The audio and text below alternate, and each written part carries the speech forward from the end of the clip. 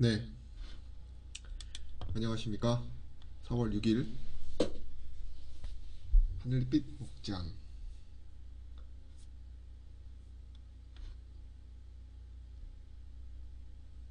녹화를 시작합니다. 오늘의 주제는 과거로 돌아가고 싶은 사람들을 위해서 과연 과거로 돌아갈 수 있을까라는 주제로 이야기를 나누려고 합니다. 제가 종종 과거로 돌아가고 싶다는 생각을 해본 적이 있습니다. 그래서 저와 똑같은 마음을 가지고 있는 사람들이 있을 것 같다는 생각이 있어요. 과연 과거로 돌아간다는 것은 후회하는 거죠. 지금의 어떤 결과나 지금의 상황을 후회하기 때문에 내가 그 과거, 그 시절로 돌아갈 수 있으면 좋겠다 생각하는 거하고, 또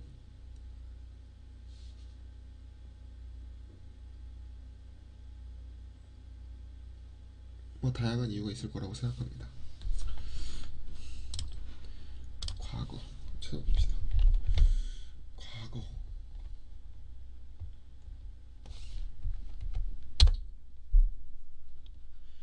과거로 돌아가는 법.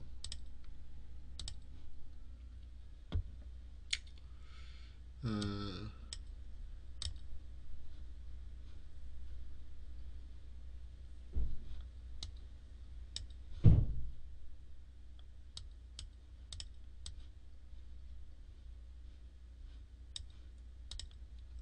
화면이 왜 안 나오지? 나오네. 자, 과거로 돌아가는 법 좀 알려주세요. 그때보다 더 행복한 미래를 만드세요라는 답변 말고요. 진짜 돌아가는 법 아시는 분 알려주세요. 하루하루가 불행해요. 죽고 싶은데 자신이 없어요. 의견을 좀 볼까요? 될 대로 내가 하고 싶은 살아가라. 시크릿이라는 피아노 곡이 있습니다. 아,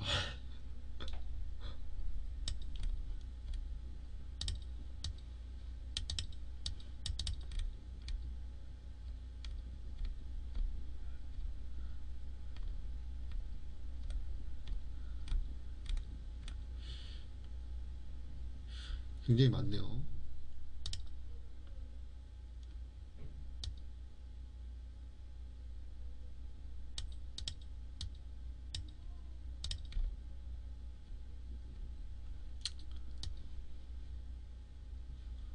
무슨 일이 있으셔서 이렇게 지치기까지 올리실 정도로 과거가 그리우신지 모르겠지만, 손에 넣을 수 없는 것은 없는 것이지만 과거처럼 행복감을 느끼시는 방법은 금방 깨닫게 되실 겁니다.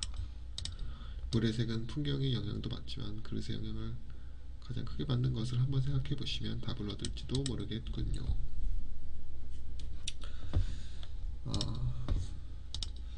찬란했던 그때로 돌아가려고 하는 사람들의 마음이 있습니다. 그쵸? 또 보면은 굉장히 많아요. 그죠? 과거로 돌아가는 법 전에.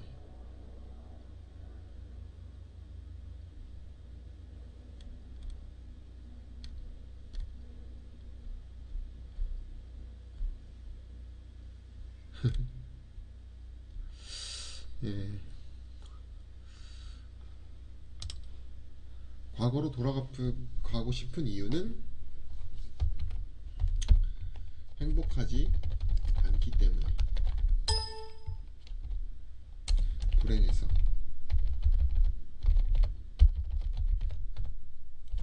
그때가 행복했기 때문에 돌아가는 방법은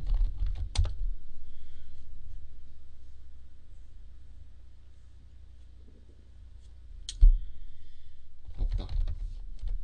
지금 더 행복.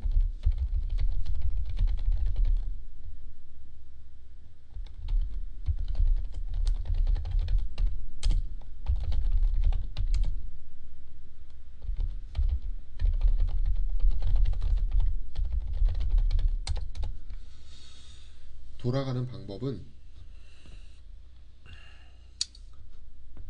기분만큼은 있는 것 같아. 그 영상을 보면은 황혼의 반란이라는 게 있어요.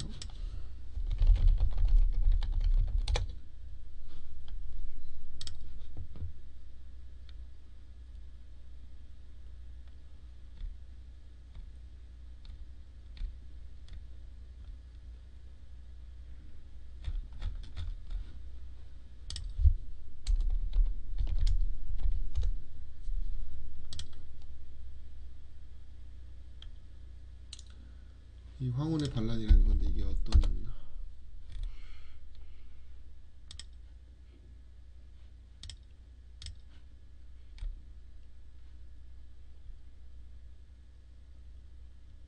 기계 거꾸로 돌리기 연구라는 것이 있습니다. 맞아. 유튜브.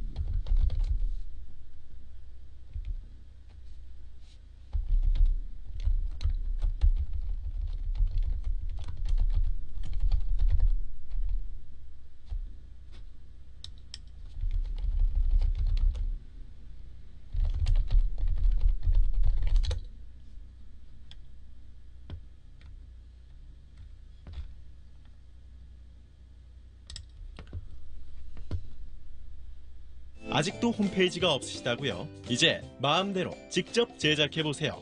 윅스를 이용하여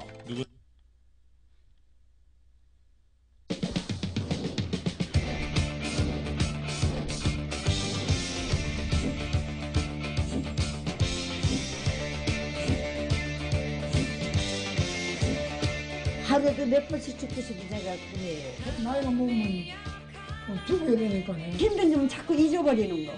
나가 의심이 하나 있어요. 일주일 동안에 그게 과연 그렇게 뭐가 바뀔까요?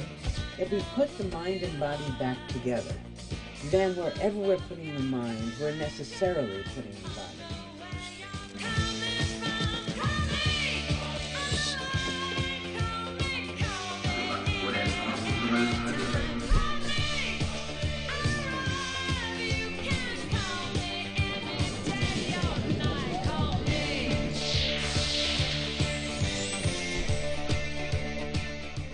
이건 이제 미국의 하버드였나 하여튼 유명 대학에서 했던 실험이고 실제로 효과를 본 것입니다. 시간을 되돌릴 수는 없지만 결과적으로 이들의 마음이 변했다는 거죠.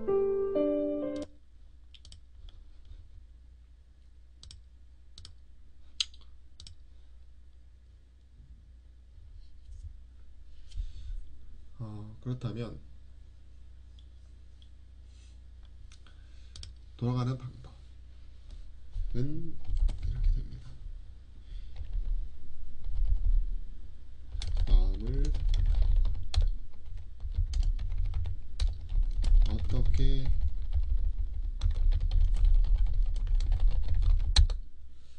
세 번째 질문, 어떻게 마음을 바꾸는가?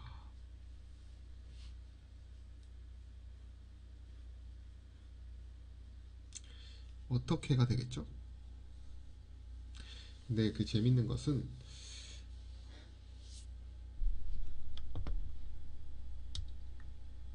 요 어떻게가 되게 어려운 것 같아요.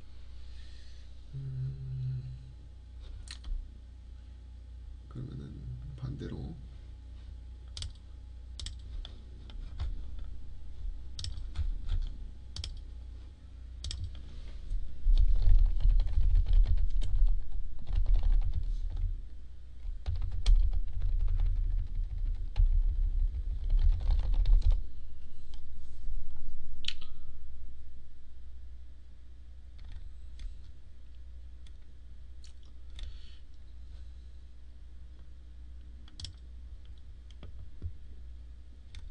자, 행복해지는 법이 뭐가 있을까요? 어떻게 행복해지는가? 방법이 어떻게 됐을까? 행복해지는 것은 딱히 답이 있는 것은 아닌 것 같아요. 긍정적인 생각을 하는 게 가장 좋기는 하지만 항상 그럴 수는 없죠. 취미생활도 여유가 있어야 하는 것이고요. 저 같은 경우는 힘들고 불행하게 느껴질 때 노래를 듣거나 아니면 영화나 TV 프로그램을 봐요. 그러면 힘든 것도 잊혀지고 마음도 차분해지거든요.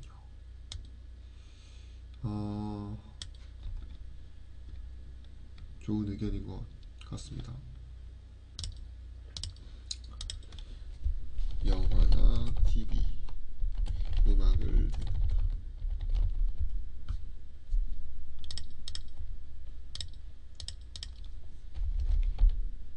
실제로 이것이 효과가 있을까? 찾아볼까요?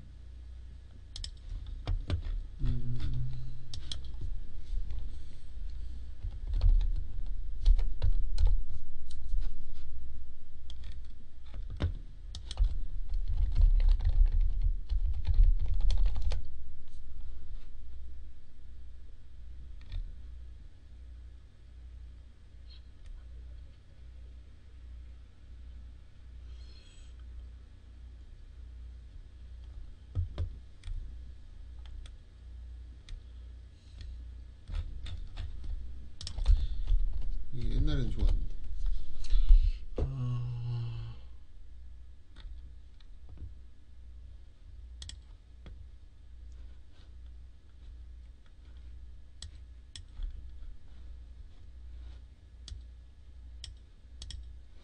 아유, 복잡하네. 리스 포유.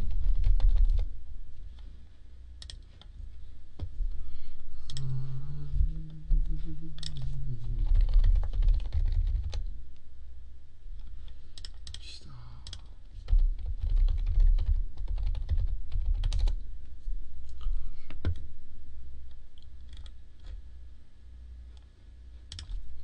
행복에 대해서 검색합시다.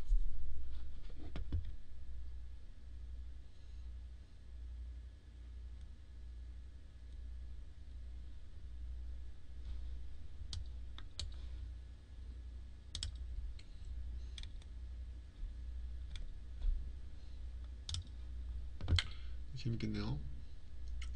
철학적 고찰.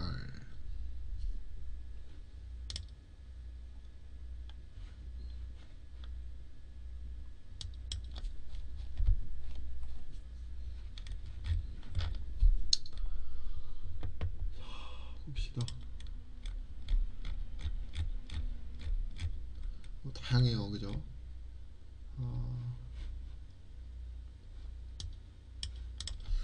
이 어떤 문제가 있을 때 이거를 진짜 심도 있게 생각해 보려면 경험이 있습니다. 일단 경험을 직접 해보는 거.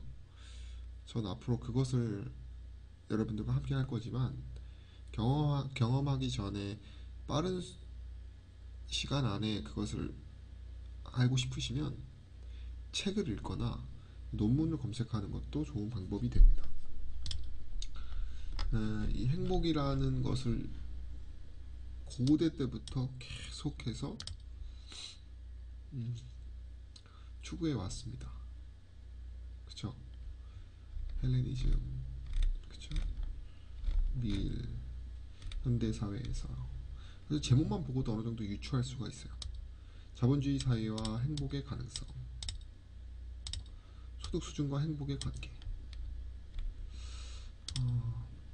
소비와 행복의 관계. 돈이 많다고 해서 우리가 행복할까요? 그러진 않습니다. 없을 때가 행복한가?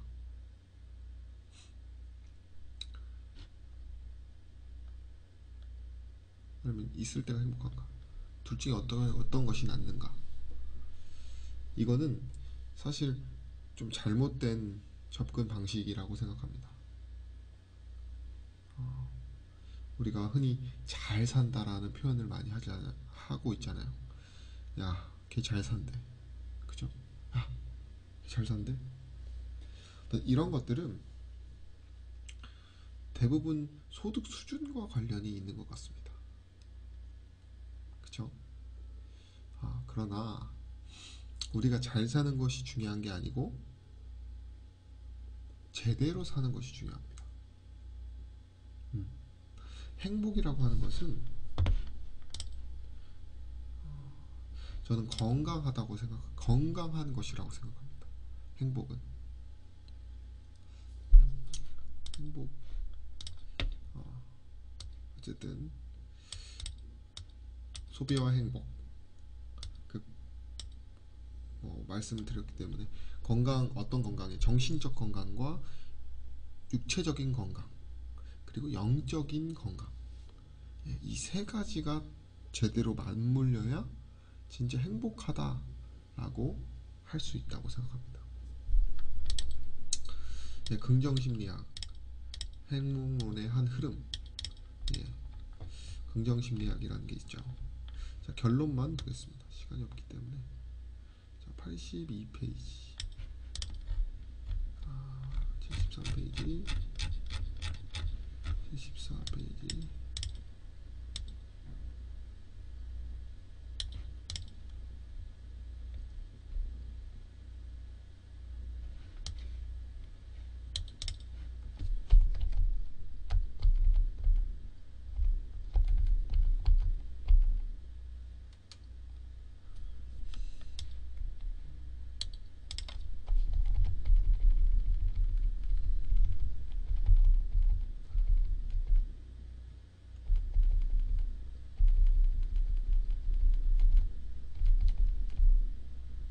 페이지가 잘못됐네요.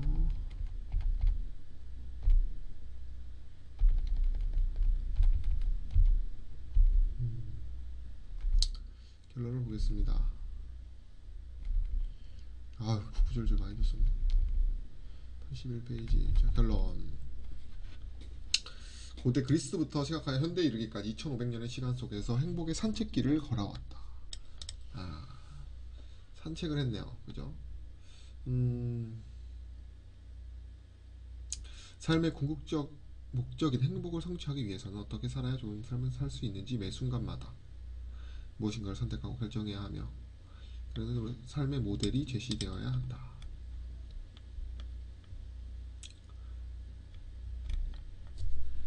몇 가지 공통점을 발견할 수가 있었는데, 하나는 보편과 개별의 문제였으며 다른 하나는 쾌락과 자기 실현의 문제이다.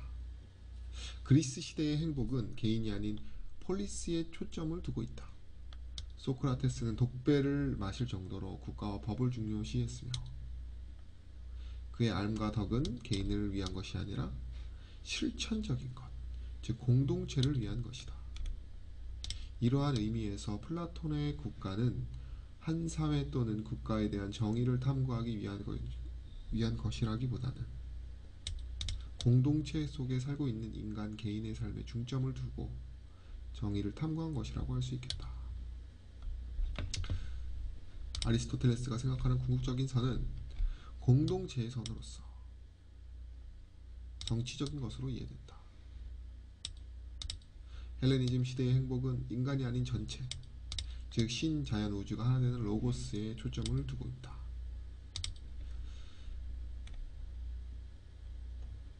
따라서 이 세계에 일어나는 모든 일들은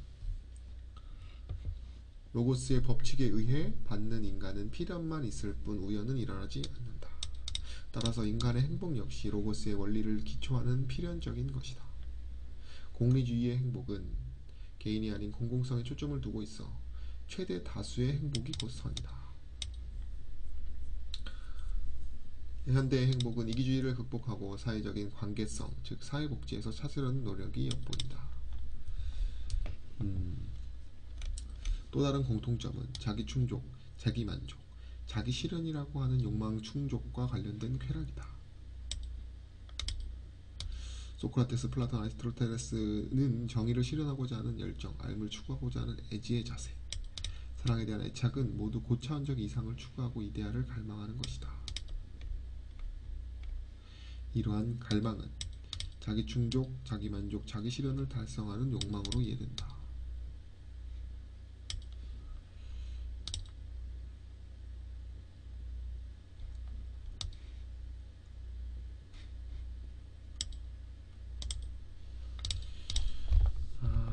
정리를 좀 해보면,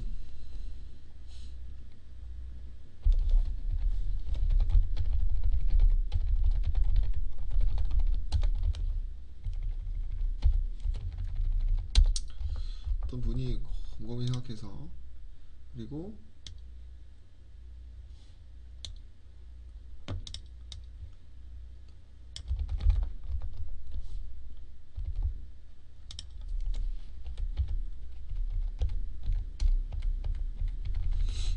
노력이 엿보인다.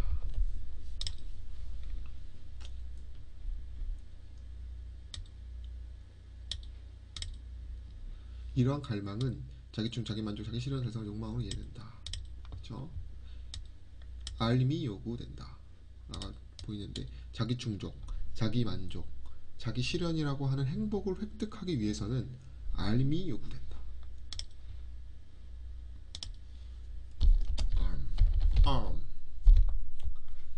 이들에게 알은 형식적인 지식에 대한 것이 아니라 지혜에 대한 알므로서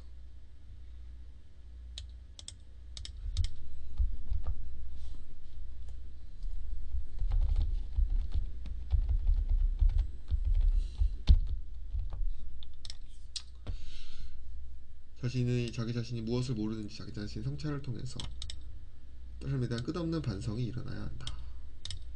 플라톤의 알은 이데아의 진리를 파악하는 데 있으며 관조하는 삶을 통해 자신의 덕으로 드러내는 것이라 말할 수 있다.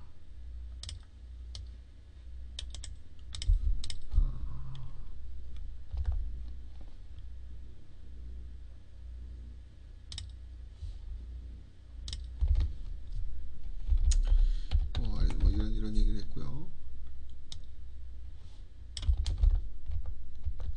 누가 했는지는 중요하지 않아요. 그쵸? 그리고 아이고 이렇게 헷갈리네.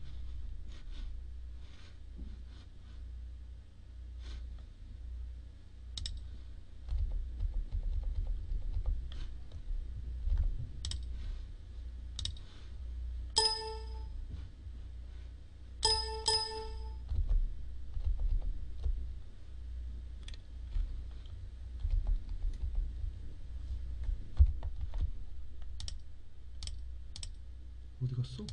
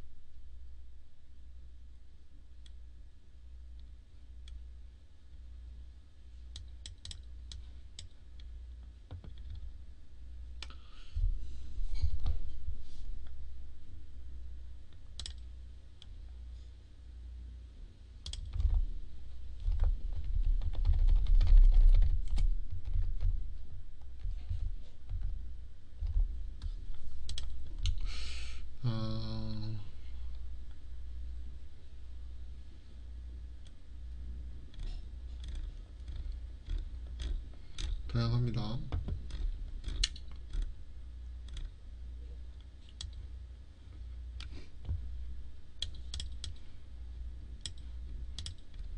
재화이기 때문에 돈은 많으면 많을수록 좋다.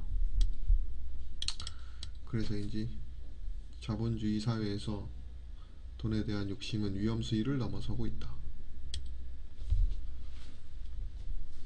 재화의 최고의 가치로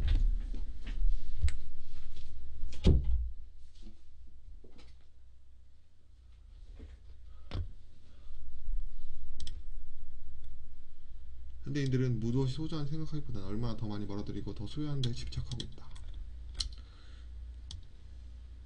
불만족과 불안감, 욕망의 충족. 여기서도 말하지만 조건으로서 중요한 비중을 차지하고 있죠. 완전 행복에 이르는 충분 조건은 될 수 없다. 그죠?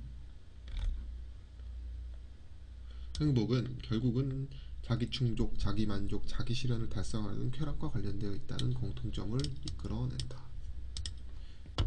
개인이 아닌 공동체의 정의, 인간이 아닌 전체의 로고스. 소수가 아닌 최대 다수의 공공성, 개인주의가 아닌 사회의 관계성을 행복을 증진시키는 구성 요소가 된다. 따라서 행복은 개인적으로 획득하는 것이 아니라 공유의 문제이며 개인이 만들어가는 것이 아니라 전체의 문제로 요약할 수 있겠다.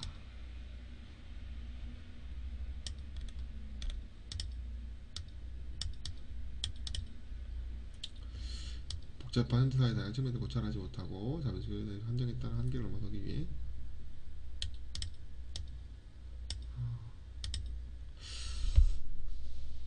이분이 결국은 조사를 해보니까 행복에 관한 이 연구가 복잡한 사회의 다양한 측면들을 고찰하지 못하고 자본주의와 소비사회의 한정에 따른 한계를 느꼈습니다. 그렇죠? 한계를 느끼다.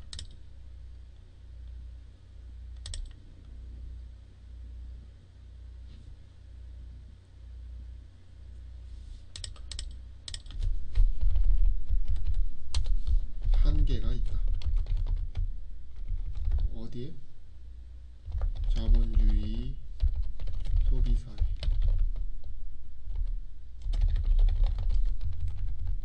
한계도 있다가 정확하겠죠? 영화나 자 어떻게 마음을 바꾸는가. 영화나 TV 음악을 듣는다는 건 이제 알미에요, 그죠? 뭐 이렇게 해서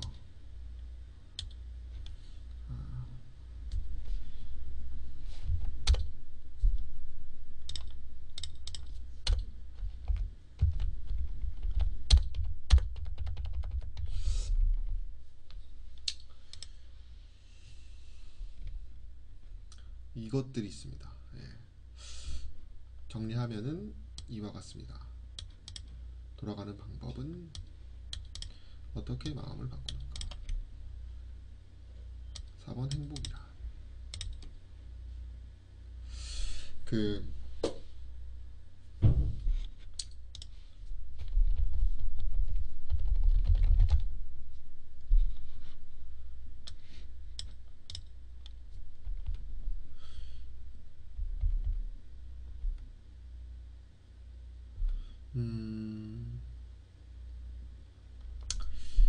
성경에도 행복이란 단어가 있어요. 그럼 이때도 마찬가지였습니다. 복을 받기 위해서 사는 삶을 살았습니다. 이때나 지금이나. 그때하고 지금은 다르다라고 하는데 제가 생각하기에는 그때보다 지금이 더 악할 수도 있어요. 아니. 지금보다 그때가 더 악할 수가 있어. 자, 신명기 33장 29절. 자,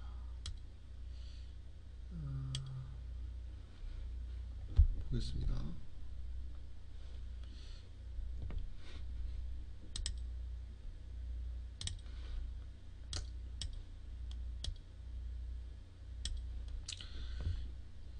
이스라엘이여,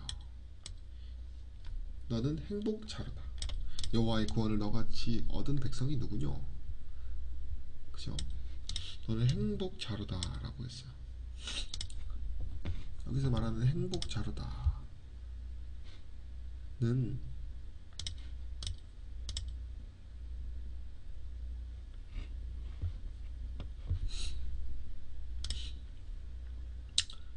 많은 것들을 포함할 것입니다.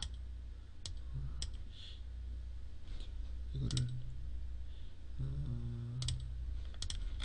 구절해볼까요? 행복한 자로다.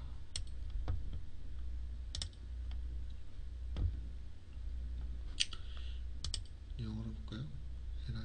NIV는 헬라어와 비슷합니다.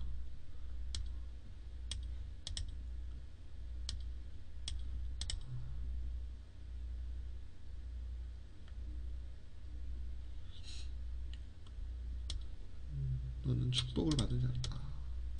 Blessed are you 라고 되어 있어요.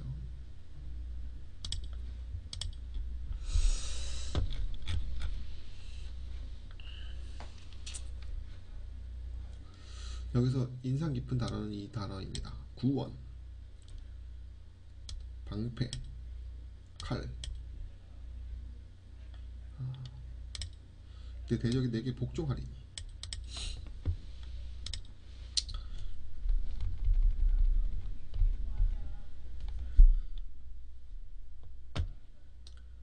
이때도 자기 충족이나 자기 만족이나 자기 실현이라고 하는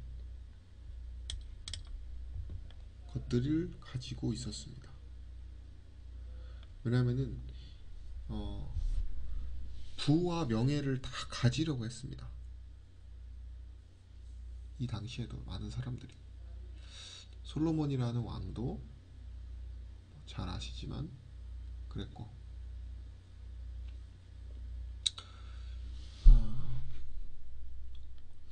이런 주석이 있어요. 이런 해석이.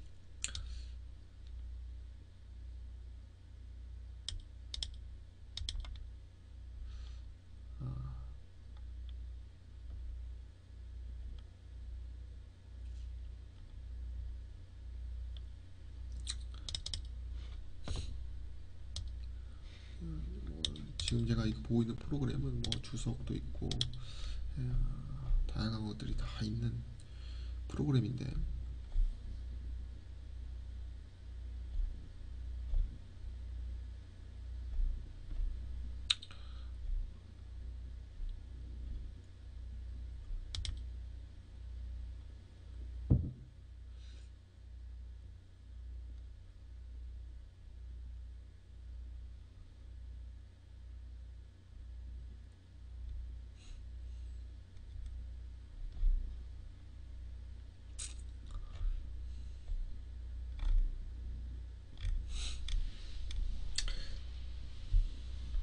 사단의 세 가지 시험이 있어요. 사단은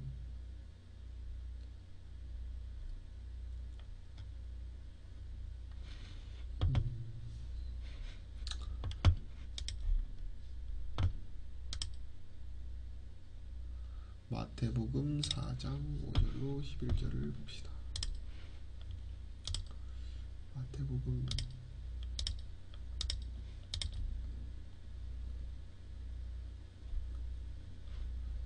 자,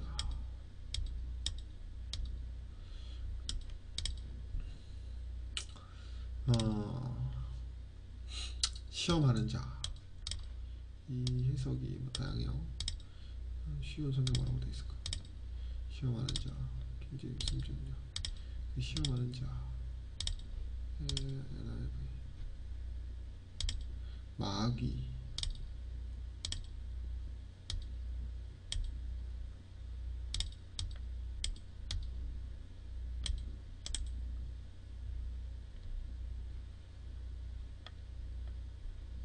템퍼.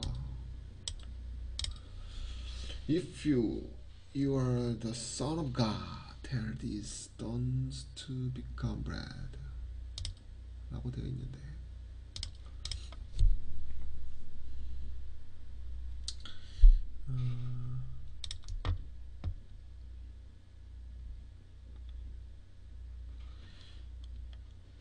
먹는 것으로 유혹을 했습니다.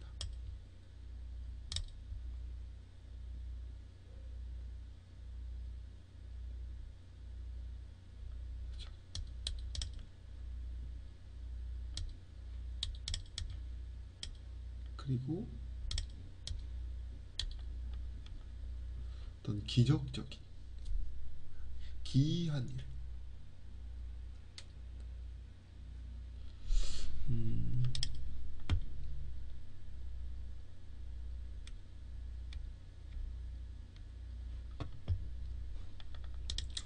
주석을 잠깐 보도록 하겠습니다.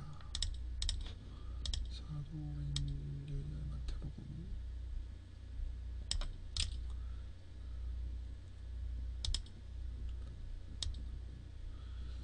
마태복음 4장.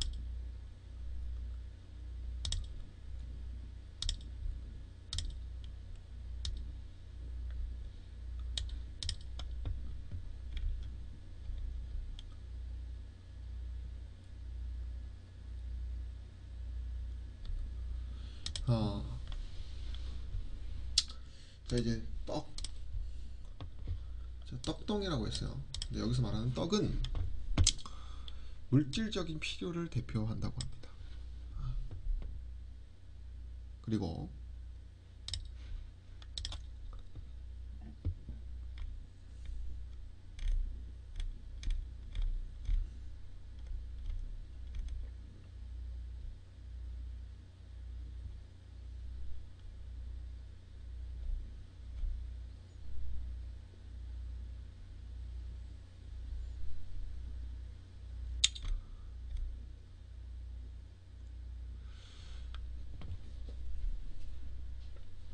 뛰어내리는 것 자체도 이거는 완전 기적이에요. 기적. 그죠?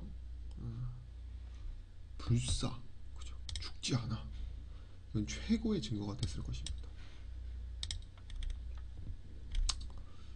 여기도 마찬가지로 이렇게 해석이 되어 있고, 그리고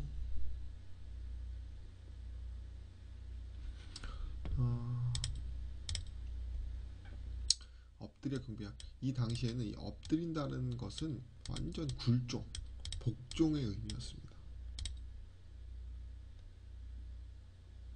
이 모든 것을 내게 주리라.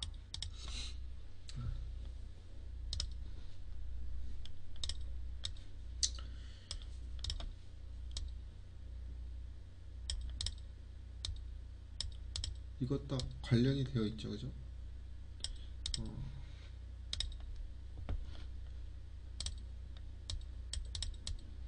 어떤 영광과 자신의 어떤 이익과 대부분 개인이 누릴 수 있는 최고의 어떤 복을 제시했습니다.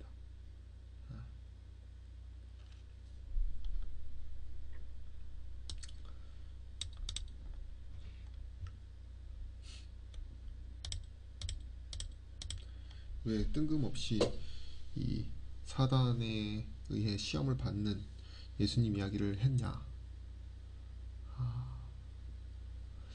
그때나 지금이나 똑같은 욕구를 가지고 사단이 저희를 공격하기 때문입니다.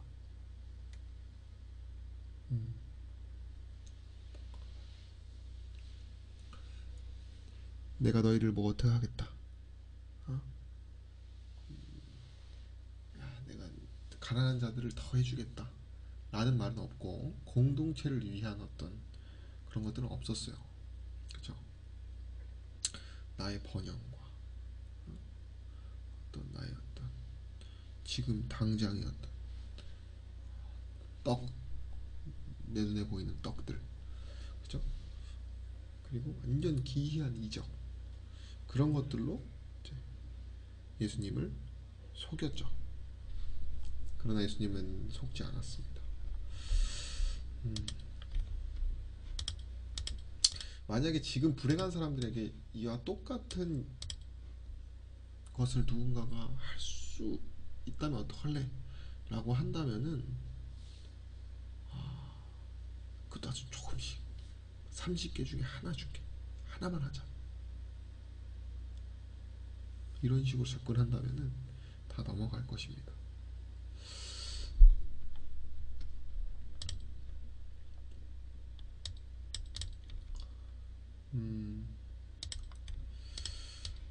저희들이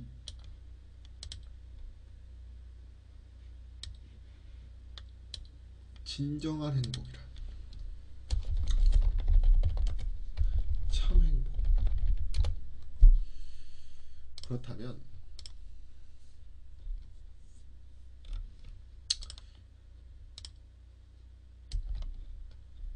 결국은 오늘 주제에서 다시 돌아가면, 과거로 돌아갈 수 있는 방법은 뭐예요?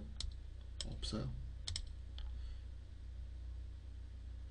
너무 안타깝지만 없습니다.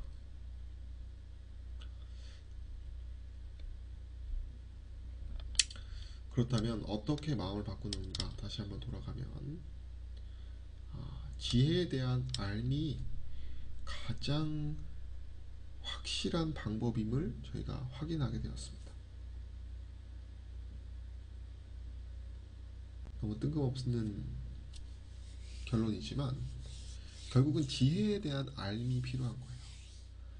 그것을 알았을 때 진정한 행복을 느낀다는 것입니다.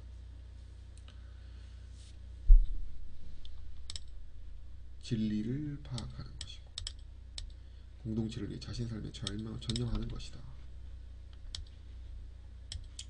그들은 이렇게 말을 했습니다.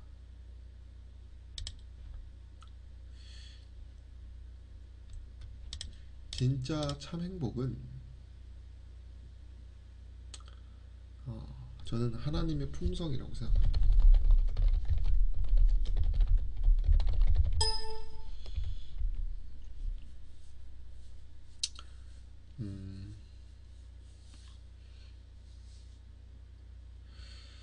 그 복이라는 것이 좀 전에도 제가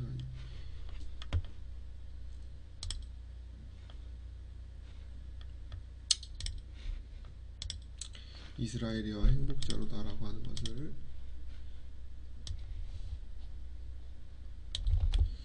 설명은 드렸지만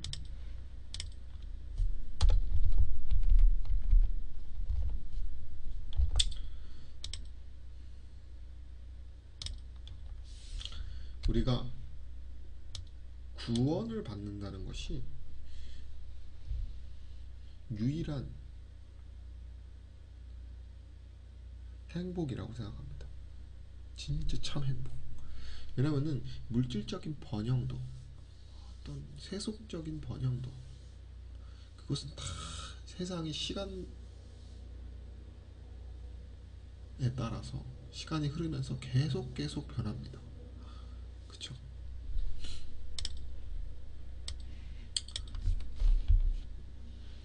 계속 변해요. 그럼 내 감정도 계속 변합니다. 이 쾌락을 얻으면은 또 다른 쾌락이 생기고 이걸 하나를 얻으니까 이제 그거에 대한 관심이 떨어지잖아요. 그렇게 해서 계속 더 귀한 것을 원하는데 저는 궁극적으로 가장 최고의 복은 하나님의 품성이라고 생각합니다. 왜 하나님의 품성이냐?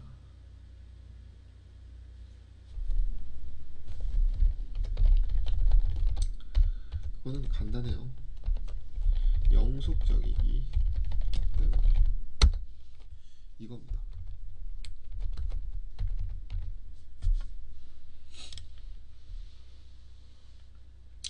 이분이 결국은 자본주의와 소비사회에 국한되는 한계를 겪었습니다. 이거를 하면서 이런 것들이 있었지만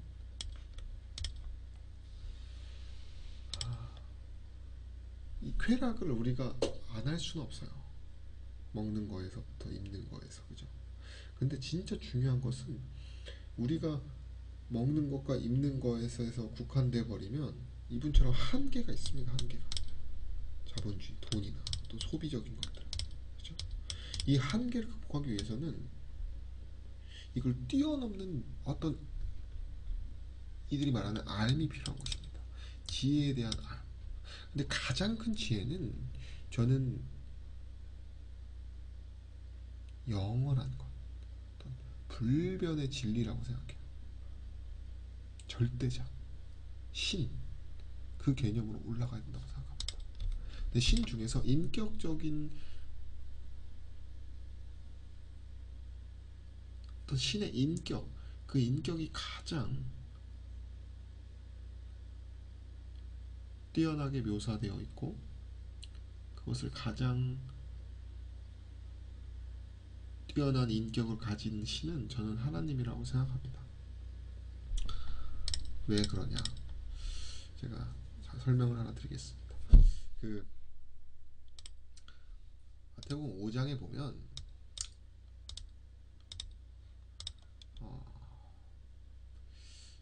예수께서 입을 열어 가르쳐 가라사대라고 하는 설교가 나옵니다. 여기서도 복이 계속 나와요. 그죠? 복, 복, 복, 복, 복, 복, 복, 총 8개의 복이 나오는데 저는 이 8복에 의해서 여러분들이 느낄 수 있다고 생각합니다.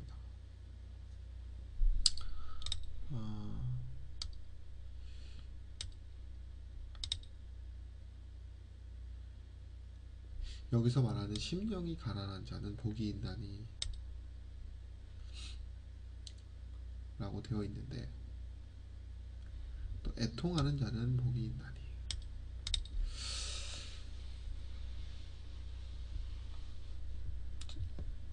제가 지금 병원 교회에서 일을 하고 있는데, 병원과 병원 교회에서 종종 이제 환우분들을 만나면 제가 경험하지 못했던 것들을 이제 확인하게 됩니다. 경험하기도 하고. 근데 한 번은 병실에 갔어요. 병실에 갔는데 한 할아버지가 좀 다짜고짜 화를 내는 거야. 근데 그걸 듣고 같이 화낼 수는 없잖아요. 그죠? 왜 저한테 화내냐고. 그렇게 말할 수는 없잖아.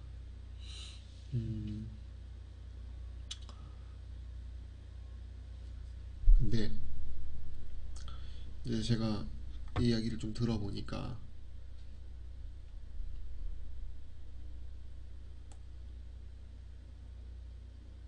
병원 끝나는, 그러니까 퇴원이 늦어진 거예요. 가족들은 이미 앞에 있고, 그러니까 뭐 화를 내면서 뭐 나만 피해 보는 게 아니고 내 가족들도 피해 보고 있다 하면서 막 저한테 화를 확 내시는 거예요. 제가 이야기를 들어드렸어요. 들어드리고 그러시냐고. 그러니까 시간 정확하면 더 좋은 건데 안타깝다고. 맞다고 이렇게 맞장구를 좀 쳤습니다. 그렇게 한 5분에서 10분 정도 이야기를 하니까, 죄송합니다, 갑자기 싱글벙글 웃는 거야. 싱글벙글. 갑자기 웃으니까 가족들도 이제 그 옆에 이제 따님인 것 같아요. 우리 아빠 이제 화 풀렸다고. 화 풀렸다고 딱 그러는 거예요. 제가 그걸 보고, 제가 또 그분이 웃으시니까 좀 좋더라고요, 기분이.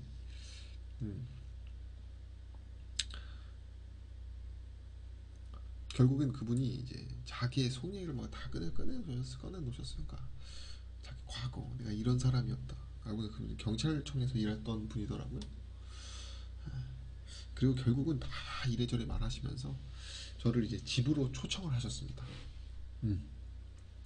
제가 그 집을 갈 일은 없지만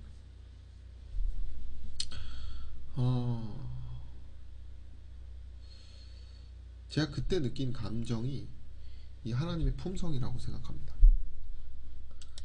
여기서 말하는 애통하는 자는 복이 있나니 저희가 위로를 받을 것이며 라고 되어 있어요. 성경 이야기를 쫙 보면은 예수님께서 정말 근심 어린 자들을 위해서, 그리고 절망에 빠져있는 자들을 위해서 먼저 다가가시고, 그리고 그들과 함께 이야기하시고, 그가 왜 힘든지에 대해서 한 번 더 물어보시고, 그래 같이 애통해하는 예수님의 모습을 발견할 수가 있습니다. 38년 된 병자라든지, 간음을 하다 잡힌 여인이라든지.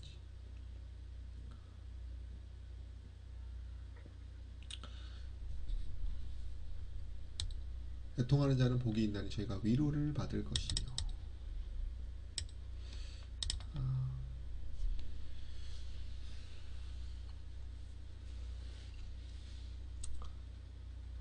함께 애통해하고 함께 공감하고 그와 함께 어떤 슬픔을 나누는 것 자체는, 그것은 인간이 행복을 누릴 수 있는 조건이라고 생각합니다. 그리고 그 행복은 저희가 결국은 이 정말 저희들의 삶에 적용할 수 있는 어떤 이데아를 쫓는 것도 맞지만, 결국은 우리의 지금 이 척박하고 진짜 힘든 이 세상과 우리의 삶에 적용이 되고, 이런 정말 투쟁적인 삶에 실제적인 그게 돼야 되는 거예요. 저는 하나님의 품성 중에 하나가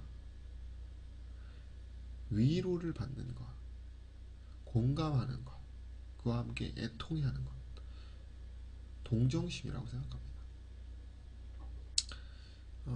사실 많은 사람들이 날 동정해주면 싫어하지만 그거는 이제 배부른 사람 얘기고, 정말 힘들고 어려운 사람들은 작은 동정과 나의 정말 그 상대방을 위한 그 진짜 진실한 마음으로 다가가는 거에는 큰 위로를 받습니다.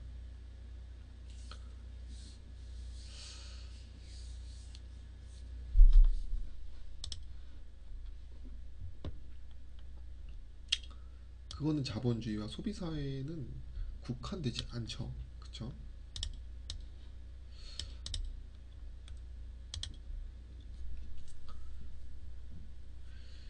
이런 것들은 누구나 할 수 있는 것입니다. 그리고 이것은 오래 영원토록 지속될 수 있는 감정이에요. 왜냐면 그런 것들을 다 경험하고 있으니까, 사람들이.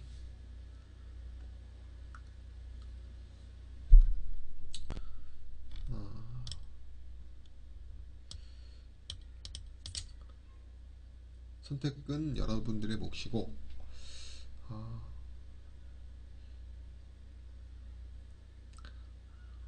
저는 부탁하건대 하나님의 품성을 쫓고자 하시면 좋을 것 같아요. 나의 형상을 따라, 우리들의 형상을 따라 우리가 사람을 만들었다 그랬어요. 우리는 알게 모르게 하나님의 품성을 닮아 있습니다. 그래서 그것들을 쫓고자 하면은 우리의 마음에 하나님의 품성을 경험할 수가 있어요.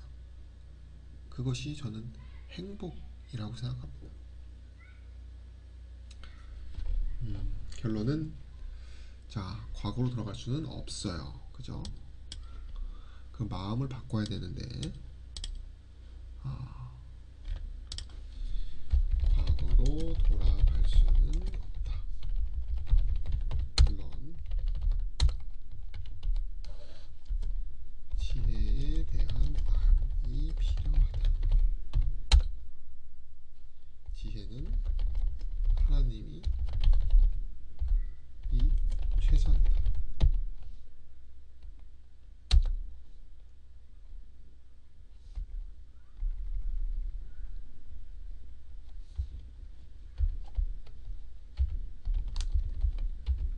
품성이 최선이다. 결론 이것입니다.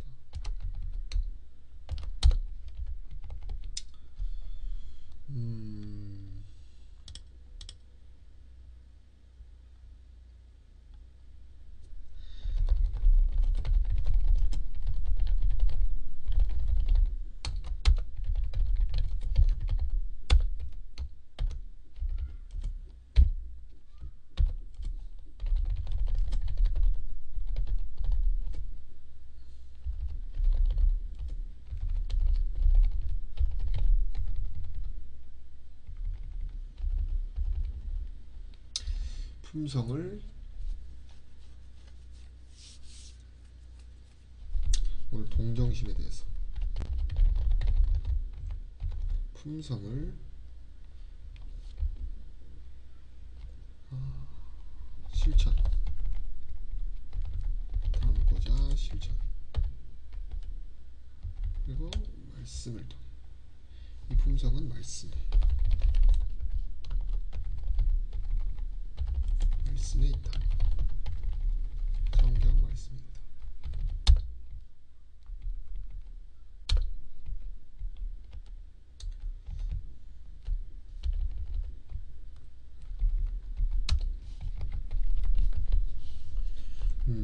이것이 오늘 결론이 되겠습니다. 과거로 돌아갈 수 있는가? 없고,